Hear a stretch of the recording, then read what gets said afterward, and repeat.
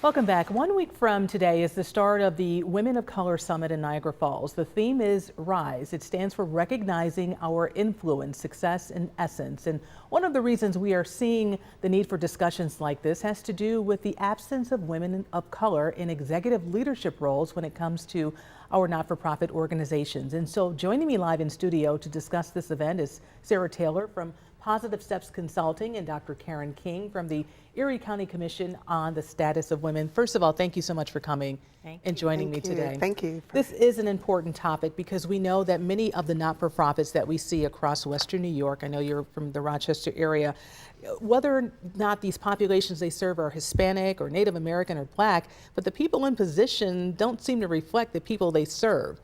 Why is that happening, and is that the need for this conference? The conference started particularly back in 2018. I myself, along with a few other women of color from Rochester and Buffalo, were applying for executive leadership positions within the nonprofit. And we took every step that we were told.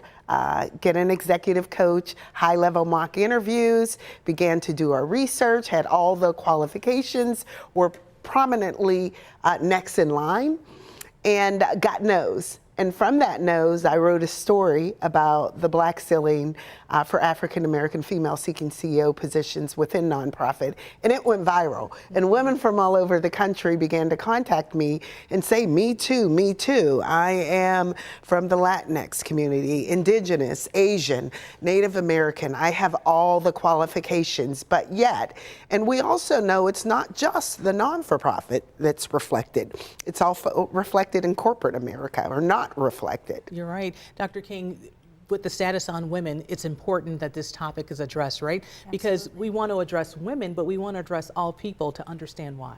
Absolutely, and that's why it's very important that allies show up at events that focus on the leadership development for Black women and women of color. We all need to be part of that conversation. Is there a goal for this leadership that you would like to see come out of this whole conference?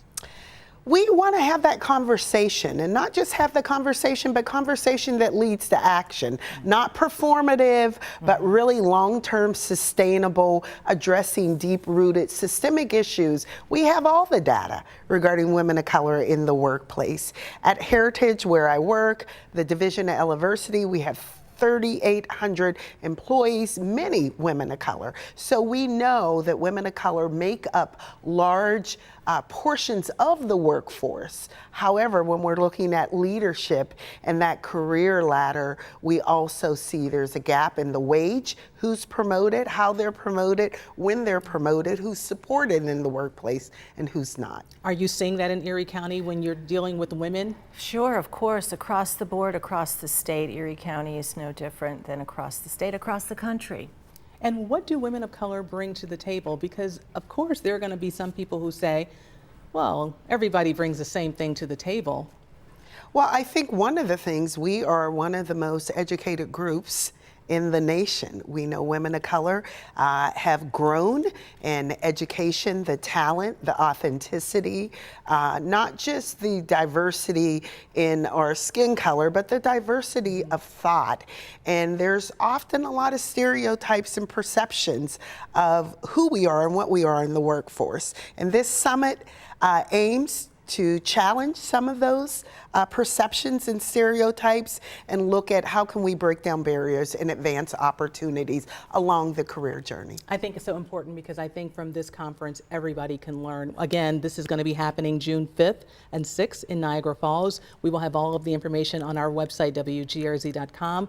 We want to thank Sarah Taylor and Dr. Karen King for coming on the 5:30 with this information. This interview you will be able to see later on WGRZ.com.